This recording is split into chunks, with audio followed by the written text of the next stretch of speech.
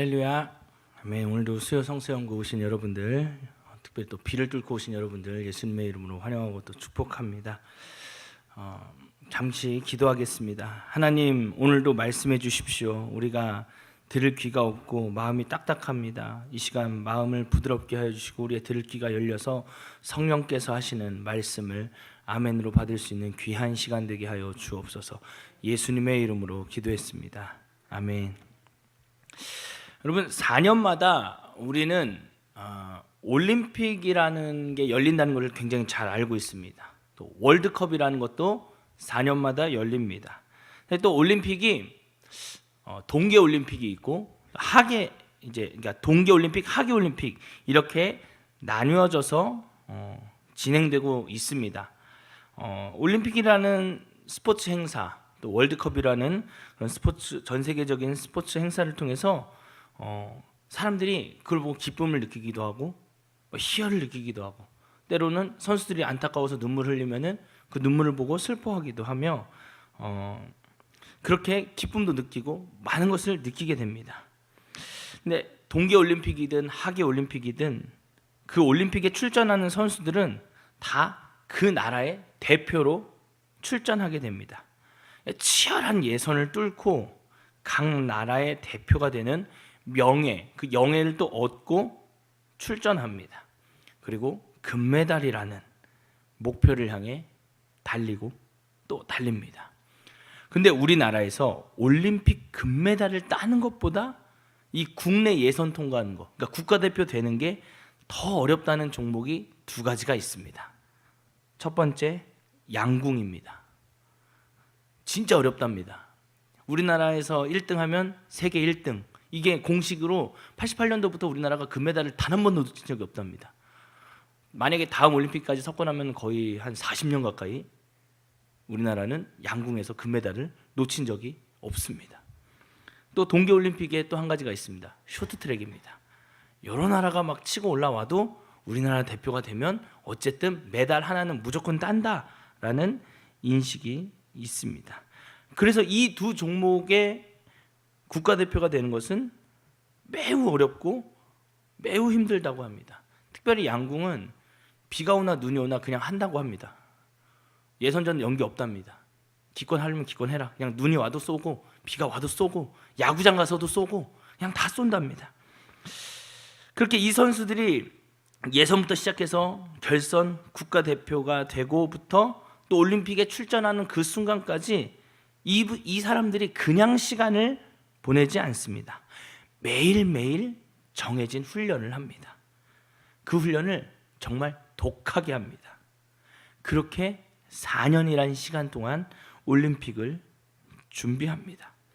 사실 올림픽 경기 시간이 그렇게 길지 않습니다.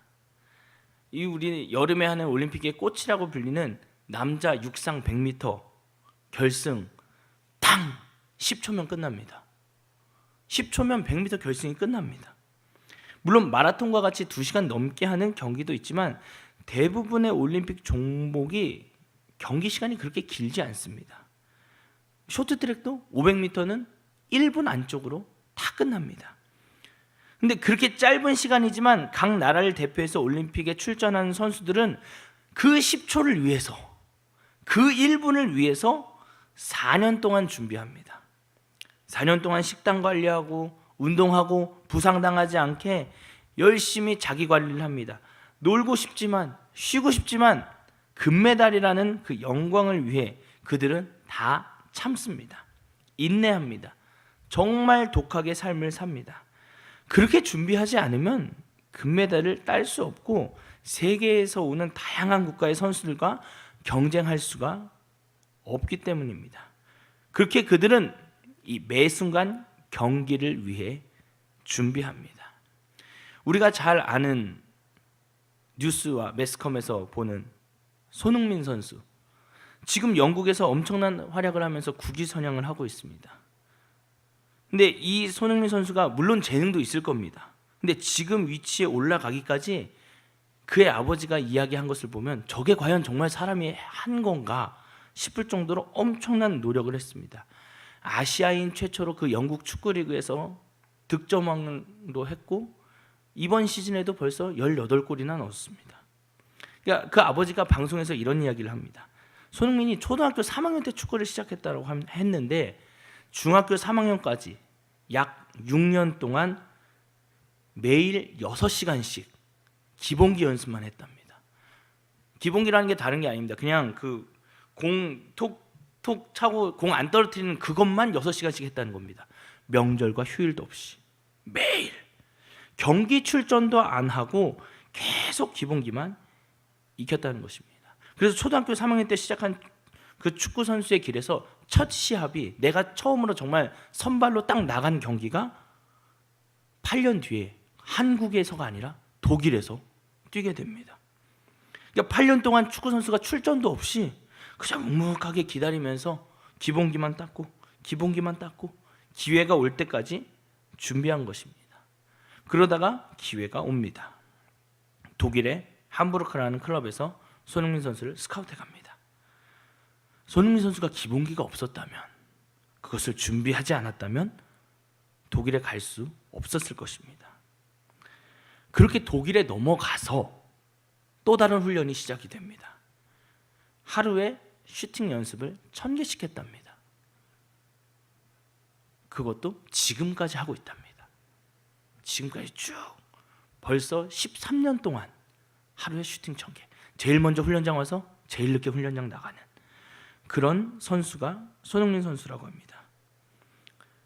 이 손흥민 선수가 준비되지 않았다면 기회가 왔어도 놓쳤을 것입니다. 흔히 우리가 보는 드라마나 영화에서 나오는 배우들도 똑같습니다. 어떤 배우는 금방 스타가 됩니다. 그런데 대부분의 경우 무명의 세월이 굉장히 깁니다. 그 무명의 세월이 길어지면 생활고에도 시달리고 여러 가지 어려움과 아픔이 따라오게 됩니다.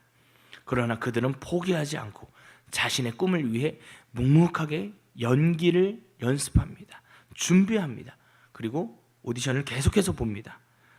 준비된 누군가가 캐스팅이 되고 그 드라마나 영화가 화제가 되고 천만 배우가 되고 그렇게 찍으면 무명의 세월이 끝나고 배우로서의 삶을 살게 됩니다. 문제는 뭐냐? 그 인내심을 가지고 내가 되어 있어야 할 오디션을 어느 장소에서 어느 환경에서 보든지 내가 감독이 큐 사인 들어가면 연기를 할 수 있을 정도로 독하게 연습을 해서 몸에 익혀놔야 한다는 것입니다. 좋은 환경, 좋은 시나리오, 좋은 동료들이 있을지라도 내가 준비되지 않으면 그 기회는 날아가게 됩니다. 여러분, 손님들이 집에 오시면 우리가 무엇을 합니까? 손님 맞을 준비를 합니다. 집안을 청소하고 정리하고 음식도 준비합니다. 여러분, 취업을 하려는 청년들은 자신이 원하는 기업에 맞는 스펙을 준비하고 더 나아가서 이제 뽑히는 사람들입니다. 스펙만 가지고 안 됩니다. 실무를 준비합니다. 이 기업이, 이 회사가 이런 실무를 하고 있구나 해서 그것을 준비하고 면접 때 그 실무에 대해서 이야기를 합니다.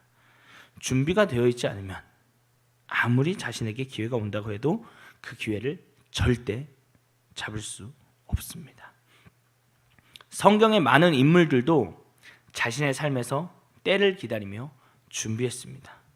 물론 이 시간이 지나서 우리가 성경을 보니까 그 때를 알고 있지만 성경의 많은 인물들은 자신의 때를 잘 몰랐습니다.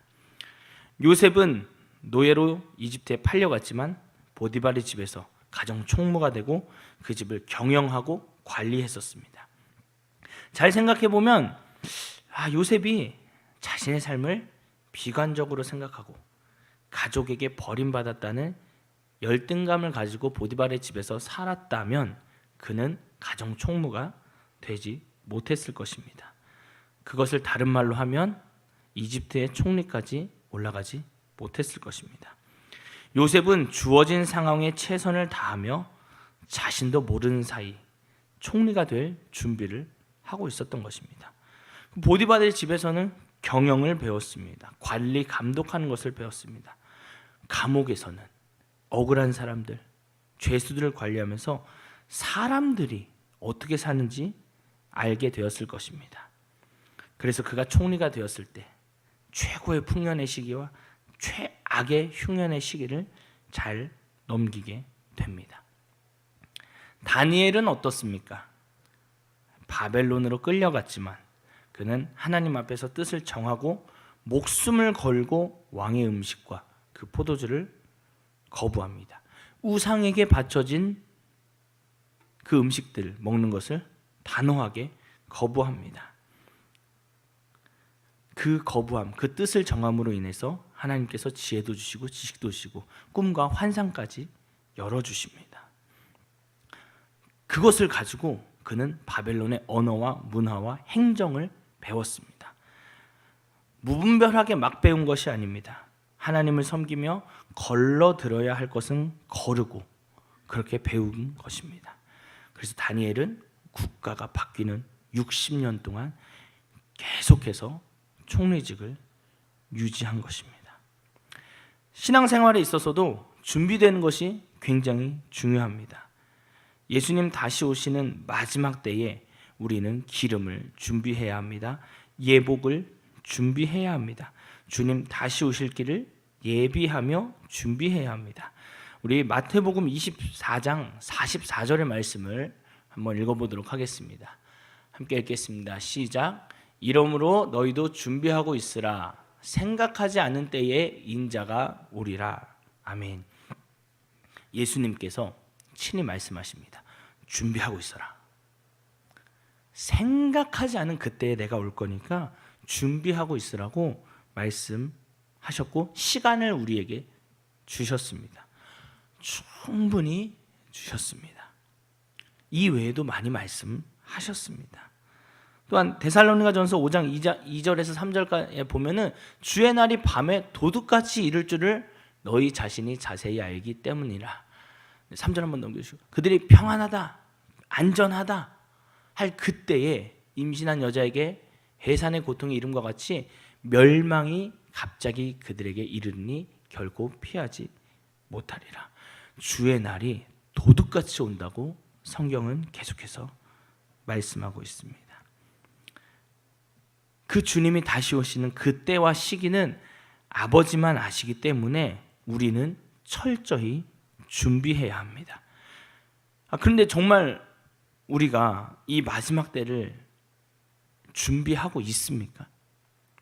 깨어 있어야 한다는 주님의 음성에 우리가 정말 반응하고 있습니까? 이제는 잠자는 자들이 깨어나야 할 때라는 소리가 곳곳에서 전 세계 곳곳에서 들리는데 우리의 영혼은 아직 잠들어 있지는 않습니까? 오늘 우리의 영혼이 깨어나야 할 줄로 믿습니다. 깨어나 주님 오실 길을 준비하는 저와 여러분이 되길 예수님의 이름으로 축복합니다. 이 마지막 때를 준비해야 하지만 우리가 먼저 준비해야 할 것은 사실 성령님이 우리 안에 오실 수 있게 준비되어져야 합니다. 이 성령님이 오시지 않고 마지막 때를 준비할 수 있다? 잘 모르겠습니다. 준비할 수 없다라고 저는 생각합니다. 만약에 누가 준비한다라고 성령님 없이 난 가능하다라고 하면 인간적이고 인본적이고 세속적일 확률이 매우 높습니다. 그렇게 마침내 결국은 무너질 수밖에 없습니다. 먼저 성령을 받고 성령님의 음성을 따라 우리는 마지막 때를 준비해야 할 줄로 믿습니다. 그렇다면 우리가 이번 주 주일이 이제 성령 강림절, 오순절인데 이 성령 강림절을 앞두고 과연 진짜 내 안에 성령을 받기 위해서 우리가 무엇을 준비해야 하는가? 성경을 보면서 무엇을 준비해야 하는지 보고 여러분 이번 성령 강림절 집회 때 정말 여러분 인생에 다시 없을 그 성령의 강력한 임재를 경험하는 귀한 시간이 되었으면 좋겠습니다. 성령님이 임하신 날을 우리는 성령 강림절이라고 부릅니다. 오순절 성령 강림이라고 부릅니다. 근데 우리가 이 성령 강림절에 앞서서 이 절기를 좀 이해하는 것이 필요합니다. 예수님이 돌아가신 날이 6월절이고 6월절 어린 양이라고 많이 부릅니다. 그리고 부활하신 날이 초실절입니다. 그 부활절로부터 시작해서 그러니까 우리말로 부활절, 유대인의 말로 초실절로부터 시작해서 7주간의 그 기간이 77절 기간입니다. 그러니까 7주니까 7일, 일주일이 7일이잖아요. 77, 49에서 49일. 이게 49일. 그러니까 이번 주 금요일입니다. 내일 모레가 77절 절기입니다. 그냥 77절입니다. 그리고 토요일이군요. 죄송합니다. 그 토요일에 49일째 되는 토요일이 77절 절기고 그 50일이 되는 날이 오순절이라고 부릅니다. 여러분 이 날은 유대 전통에 의하면 모세가 시내산에서 율법을 받은 기념일로 또한 지켜지고 있습니다. 또한 이 77절 기간은 이스라엘의 곡식의 추수에 있어서 굉장히 중요한 시기입니다. 이 기간에 습기를 머금은 북서풍과 건조한 남동풍이 적절한 시기에 불어주어야만 곡식이 잘 익고 나중에 추수를 잘 할 수 있다고 합니다. 이때 진짜 딱 이 77절 기간에 날씨가 폭우가 오거나 아니면 바람이 너무 세게 광풍이 불거나 또 너무 더우면은 한 해 농사를 다 망치게 된다고 합니다. 그러니까 농사를 지으신 분들은 아실 것입니다. 날씨를 인간이 어떻게 할 수 없습니다. 저희 외할머니가 이제 포천에서 포도 농사를 하고 계셔서 추석쯤 가보면은 농사가 잘 된 해와 망한 해에 할머니 그 표정이 너무 다르십니다. 너무 극명하십니다. 근데 외할머니께서 말씀하신 것이 장마를 지나서 장마 때 비가 적절하게 그 장마 예년처럼 그냥 잘 오고 더울 때 잘 더우면 항상 풍년인데 꼭 장마 끝나고 나서 태풍 올라오면서부터 뭔가 이상해진다. 한여름 날씨가 막 오락가락하면은 농사가 망한다는 것입니다. 그러니까 뭐든 때를 따라서 적절한 강수량, 적절한 일조량이 있어야 포도가 잘 익는다고 말씀하십니다. 이게 비단 포도 농사만 그렇지 않을 것입니다. 벼농사도 그렇고 모든 사과 농사, 배 농사 다 똑같을 것입니다. 그렇게 이스라엘 백성들은 이 추수의 주인이시고 나아가 이 땅을 다스리시는 하나님께 매일 간절히 기도해왔고 그것들이 기도의 전통이 돼서 오랜 시간 동안 기도하는 유산이 생기게 된 것입니다. 이 오랜 시간 동안 초실절과 오순절 기간인 이 77절에 기도하는 전통이 유대인들 안에 있었습니다. 그 기도 내용을 한번 간략하게만 한번 보겠습니다. 그러니까 77절이니까 7개의 큰 주제를 놓고 기도합니다. 사도 바울은 이것을 고린도후서 4장에 보배라고 표현을 하는데 우리 고린도전서 4장 7절 한번 읽어보도록 하겠습니다. 함께 읽겠습니다. 시작. 이 보배를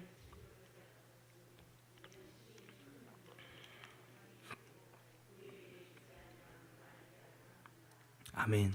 여러분 보배, 보화가 사실 질그릇에 담길 만한 것은 아닙니다. 그러니까 질그릇 같은 인간 안에 이 보배를 담아내기 위해서는 매년 반복해서 기도의 시간을 가지면서 자신을 성찰하고 준비해야만 했던 것입니다. 이 일곱 가지 주제는 이 하나님께서 빛을 창조하시고 또 인간을 창조하시면서 그 빛이신 하나님을 자신을 받을 수 있는 그릇을 이 인간 안에 만드셨다라고 유대인의 전통에는 기록하고 있습니다. 그러니까 죄를 짓기 전에 인간의 모습에는 누구에게나 다 이 7가지가 들어 있었습니다. 제가 PPT를 한번 준비했는데 한번 따라해 보겠습니다. 첫 번째 사랑, 자비, 헤세드. 그러니까 인간의 그릇에 인간은 사랑과 자비의 그릇이 있습니다. 두 번째 공의, 훈련, 게브라. 공의, 훈련, 게브라. 이 공의와 훈련된 그릇이 우리 인간 안에 있는 것입니다. 세 번째 아름다움, 조화, 티페렛. 네, 이 그릇도 우리 인간 안에 있는 것입니다. 네 번째 승리, 인내, 네짜흐. 승리, 인내, 네짜흐. 네, 이 뒤에 가로친 거는 히브리어입니다. 히브리어 발음 그대로 간 겁니다. 자, 다섯 번째 겸손, 호드. 여섯 번째 결합, 친밀함, 예소드. 자, 마지막 7번째입니다. 나라, 지도력, 말쿠드. 네, 이렇게 7가지가 우리 인간의 내면 안에 그릇으로 만들어져 있습니다. 그 7가지 안에 또 7가지를 계속 담는 겁니다. 그래서 이들의 기도는 어떻게 했냐면은 초실절, 그러니까 부활절 아침에 어떻게 기도했냐면 하나님 내 안에 사랑의 그릇에 사랑을 부어 주십시오. 내가 사랑이 없습니다. 내 안에 사랑의 그릇을 부어 주십시오. 그 다음 월요일입니다. 주님, 내 사랑의 그릇에 공의로 훈련되게끔, 그 사랑이 공의로 훈련되게끔 그 성품을 부어 주십시오. 이렇게 해서 49일간 쭉 기도합니다. 이걸 몇백 년 동안 했다는 것입니다. 그러니까 제자들이 유대인이잖아요. 예수님도 유대인이십니다. 그 전통에 따라서 기도를 쭉 하고 있었던 것입니다.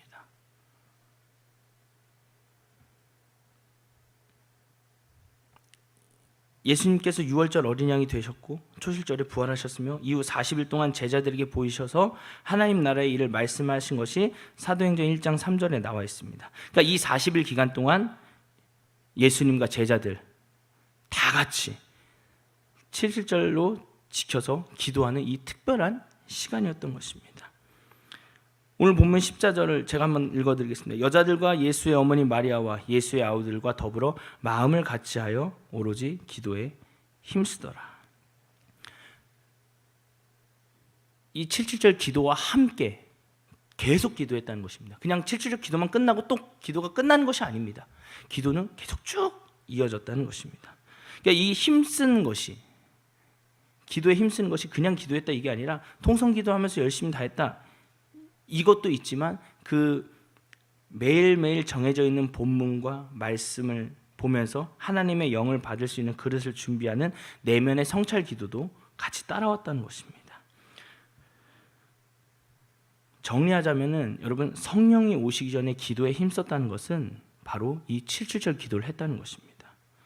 예수님께서 승천하신 이후 제자들은 나머지 77절 기간 동안 한 마음으로 기도하면서 약속하신 성령을 기다렸고, 마침내 오순절에 이르러 하늘로부터 급하고 강한 바람으로 불의 혀처럼 갈라지는 모습으로 성령님께서 임하십니다. 그래서 다른 교회들은 이 10일 기간 동안 오순절 10데이 리바이벌이라고 해서 10일 동안 기도해야 합니다.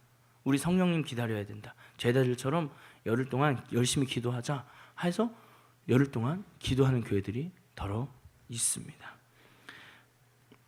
그렇게 성령을 받은 베드로가 오순절에 설교를 해서 3,000명이 회개하여 세례를 받고 초대교회는 그렇게 힘있게 그 역사를 시작하게 됐습니다. 그런데 몇천 년 전에 시내산에서 계명을 받은 날, 같은 날이라고 하지 않았습니까? 그날은 하나님의 말씀이 돌판에 새겨진 그날은 오순절하고 달랐습니다. 그날은 금송아지 숭배 사건으로 이스라엘 백성 3,000명이 죽임을 당한 날이었습니다. 굉장히 아픈 역사가 있는 날입니다.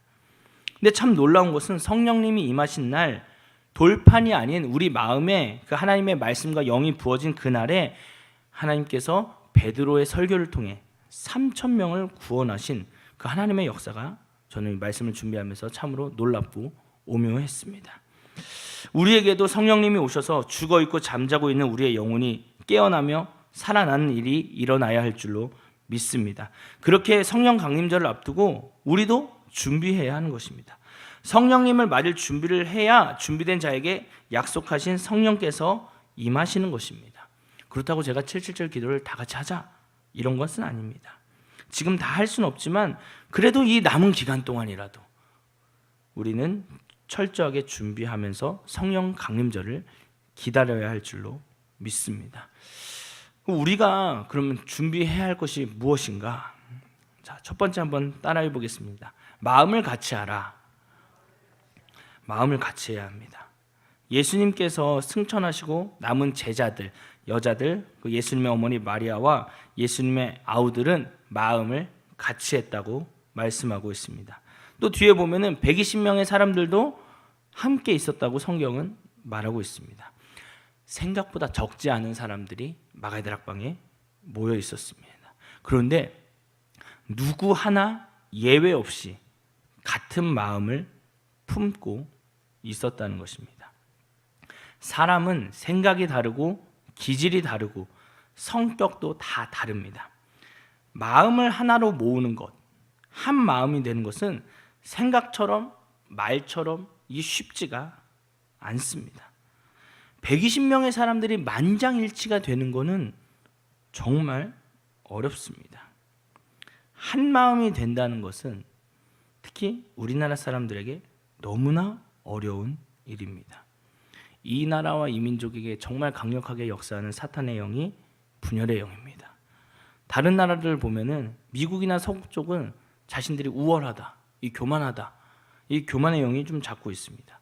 중국은 거짓, 이 거짓의 영이 꽉 잡고 있습니다. 지금 좀 덜하지만 여러분 예전에 아시나 모르겠습니다. 짝퉁 시장. 그 막 중국에서 짝퉁 사와서 진짜처럼 보이게 하잖아요. 그거 가짜거든요. 거짓이거든요. 그거. 근데 아무렇지도 않게 중국 사람들은 그것을 팔고 있습니다. 그러니까 그 거짓의 영에 사로잡힌 겁니다. 그거. 자, 허세. 중국 사람들 돈 많다고 허세 부리는 거, 그것도 약간 거짓과 관련이 있습니다. 일본, 음란의 영이 꽉 잡고 있는 나라입니다. 그러니까 나라와 민족마다 역사하고 잡고 있는 악한 영이 있는데 우리나라 이 지역, 한반도 이 지역은 고대 때부터 분열의 영이 이 민족을, 이 지역을 잡고 있다는 것을 우리는 알 수 있습니다. 삼국으로 나뉘었다가 통일이 됩니다. 발해와 후삼국으로 나뉘고 통일신라로 나뉘고 통일신라가 다시 후삼국으로 나뉘고 고려가 통일을 해서 통일 국가로 살아가지만 그 안에서 무신과 문신으로 나눠집니다. 조선시대는 말할 것도 없습니다. 붕당 정치가 아직까지 이어져 내려오고 있지 않습니까? 어떤 사람들은 니네 나라 대단하다. 야, 어떻게 500년 전부터 민주적으로 그렇게 당을 지어가지고 토론하고 그랬냐라고 이야기를 합니다. 그런데 여러분 이 자세히 들여다보면 이거 민주적인 것이 아니라 분열입니다. 민주적인 것은요, 여러분 국가가 위기에 처하거나 국가적 재난과 어려움이 오면 다 하나가 됩니다. 민주적인 것은 다 하나가 됩니다. 어떨 때? 국가적인 진짜 어려움이 올 때, 코로나와 같은 진짜 어려움이 올 때 민주적인 나라들은 분열 말고 민주적으로 그렇게 토론하고 정치하는 데는 하나가 됩니다. 미국이 아직도 대통령이 바이든 대통령이 그럴 일 없겠지만 아직도 기도하자 그러면 미국 나라 전체가 기도할 것입니다. 그러니까 그 민주적인 것입니다. 그런데 분열의 영은, 그 영이 있는 우리나라는 이 국가적인 위기가 와도 연합을 못합니다. 옛날부터 보면 그렇습니다. 임진왜란 때 그랬습니다. 율곡이의 선생이 10만 병사를 양성해야 된다. 그래야지 일본이 쳐들어와도 우리가 충분히 막을 수 있다 했는데 다 동의했습니다.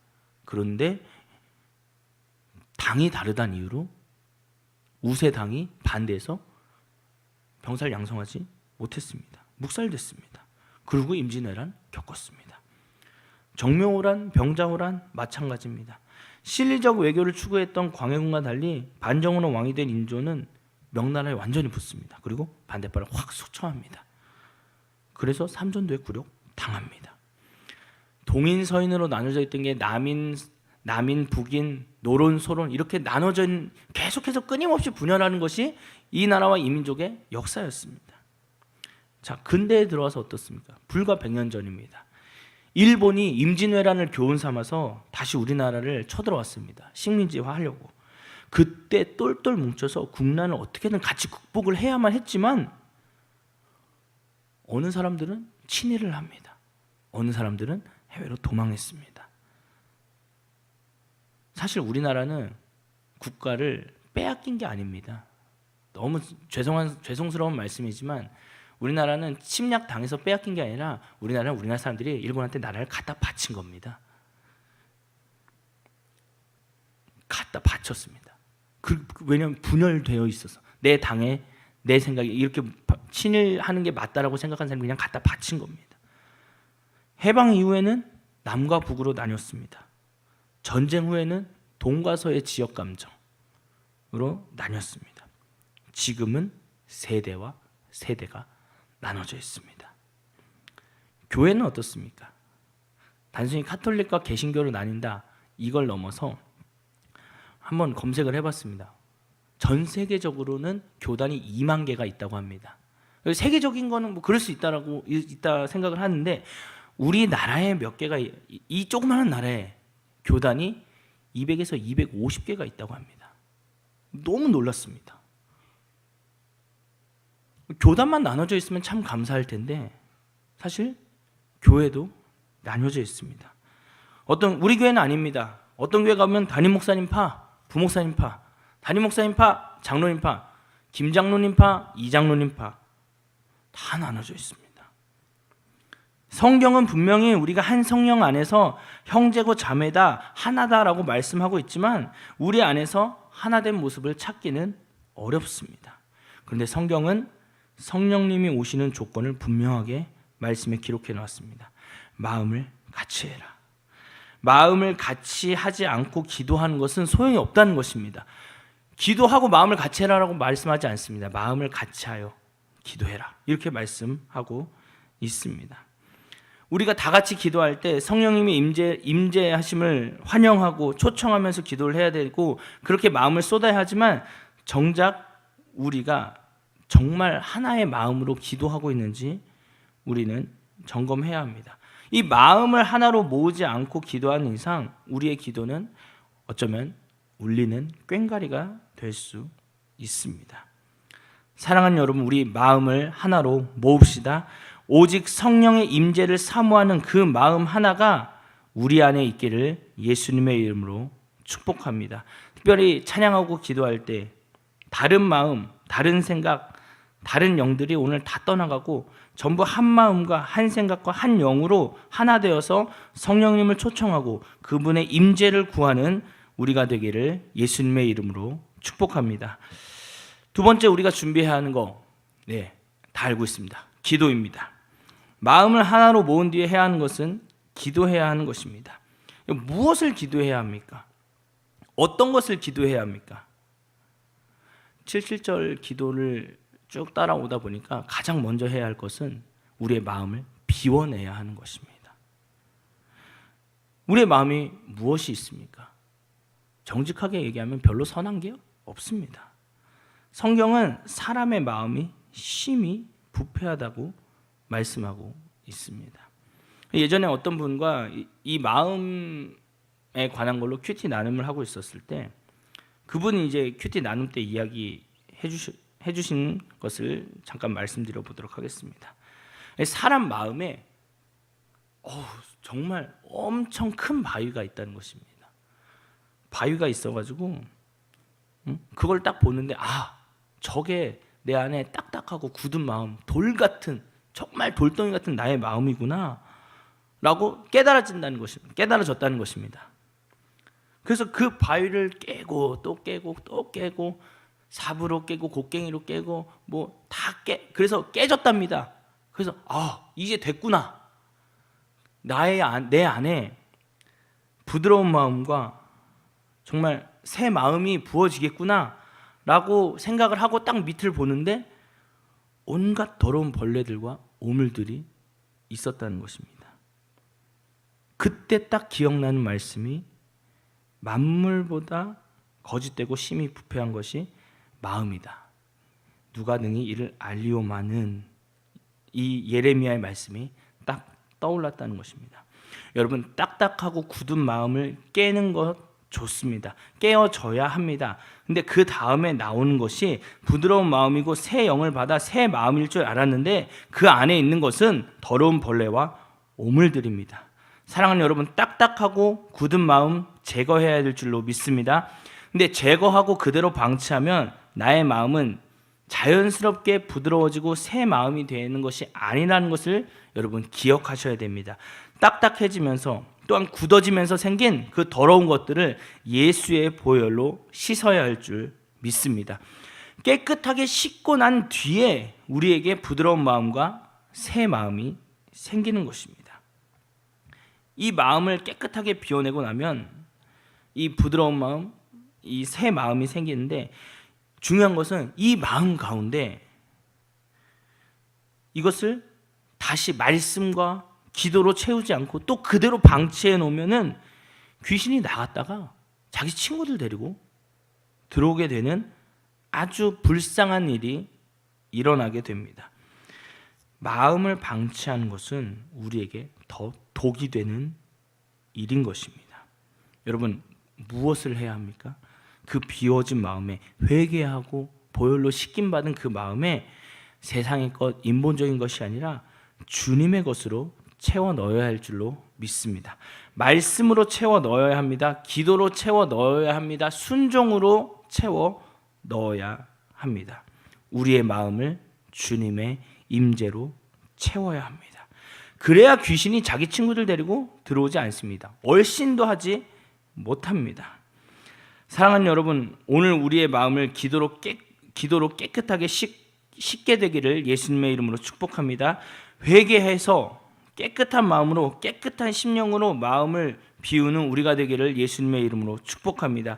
그리고 마침내는 우리의 마음에 하나님과 반대되는 그 인본적이고 세속적인 거, 하나님을 거역하고 대적하는 그 모든 것이 오늘 이 밤에 정리되고 씻겨져서 그 깨끗한 상태로 주님의 임재를 경험하고 채워지는 오늘 그런 밤이 되기를 예수님의 이름으로 축복합니다. 여러분, 우리는 또한 기도에 힘을 써야 합니다. 성경에서 말하는 힘을 쓰는 것은 단순히 기도 시간에만, 우리 이따가 찬양하고 기도하잖아요. 이 시간에만 열심히 기도해라, 이것이 아닙니다. 충성되게 애착을 가지고 하라는 말을 하고 있는 것입니다. 기도를 충성되게 하고 애착을 가지고 하게 되면은 예배 시간에만 기도하지 않을 것입니다. 생각날 때마다, 시간 날 때만 하는 것이 아니라 바쁘더라도 기도하게 되는 것입니다. 무슨 수를 써서라도 기도 시간을 확보하게 되는 것입니다. 생각이 기도로 꽉 채워지게 되는 것입니다. 그래서 마침내는 항상 기도하라는 말씀에 순종하게 되는 것입니다. 오늘 여러분 기도할 때 힘써서 기도하시기를 예수님의 이름으로 축복합니다.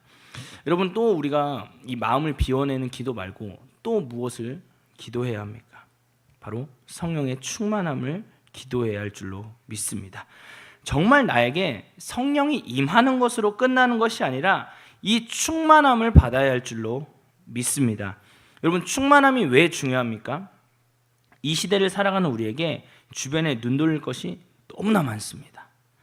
세상적 재미와 즐길 거리가 너무 많이 있습니다.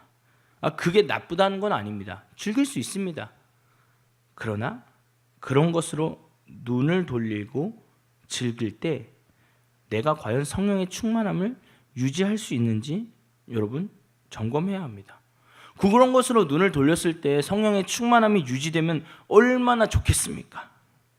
대부분 유지하지 못합니다. 여러분 그거 아십니까? 제 아이폰 쓰는 이 애플 회사 임원진들 자녀들이 핸드폰이 없습니다. 이거 안 줘요. 핸드폰을 못 갖게 합니다. 자녀들한테. 나쁜 놈들이죠. 우리는 다 쓰게 하고 자기 자녀들은 못 쓰게 하는 거예요. 왜냐? 그 재미에 마음을 다 뺏기면은 그때 해야 할 공부 못 한다고 안 줍니다.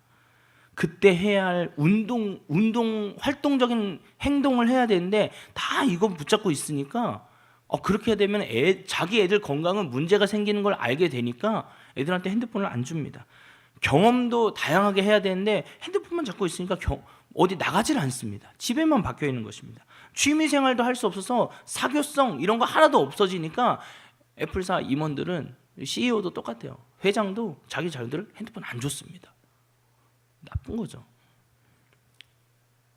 그들은 그걸 알기에 자기 자녀들한테 핸드폰 안 줬습니다. 그러니까 이런 세상에서 우리가 살아가는데 성령님이 임하시고 그 충만함이 없으면은 우리는 핸드폰에, 드라마에, 사람의 마음을 빼앗깁니다. 그래서 자연스럽게 내가 받았던 그 성령의 불이 점점 꺼집니다. 고난과 환난이 다가올 때 그 불이 타오르지 않고 꺼져가고 있으면 우리는 여지없이 그 고난과 환난 때문에 예수님을 배반할 것입니다. 그때 그 불을 지필 수 있는 거, 그 불을 다시 뗄 수 있는 그 뗄감이 무엇이냐? 바로 성령 충만함밖에 없습니다. 성령님이 안에 계셔서 계속 그 불을 떼워 주셔야지 우리가 다른 것에 마음 빼앗기지 않고 눈 돌리지 않고 성령의 충만함을 유지하는 것입니다. 여러분, 이 성령의 충만함을 사모하는 저와 여러분 되시기를 예수님의 이름으로 축복합니다. 사랑하는 여러분, 이제 말씀을 마무리하겠습니다. 여러분, 성령님께서는 아무에게나 찾아오지 않으십니다. 유대인의 전통으로 몇백 년을 기도했습니다. 그렇게 그 기도로 마음의 준비를 한 다락방에 모인 120명의 사람들에게 임하셨습니다. 몇백 년은 아니지만 꽤 오랜 시간 동안 기도함으로 사모함으로 준비하고 있던 고넬료에게 임하셨습니다. 사랑하는 여러분, 우리도 준비해야 합니다. 그냥 성령 강림절이니까 그냥 지나가는 또 하나의 집회일 거라는 아니라는 생각을 우리는 버려야 할 줄로 믿습니다. 지금 이 순간부터 마음을 모으고 기도로 준비한다면 여러분 인생에 다시 없을 강력한 성령의 임재를 체험하며 충만함으로 무장되어서 마지막 시대를 살아갈 힘을 얻는 귀한 집회가 될 줄로 믿습니다. 이 은혜가 저와 여러분에게 있기를 예수님의 이름으로 축복합니다.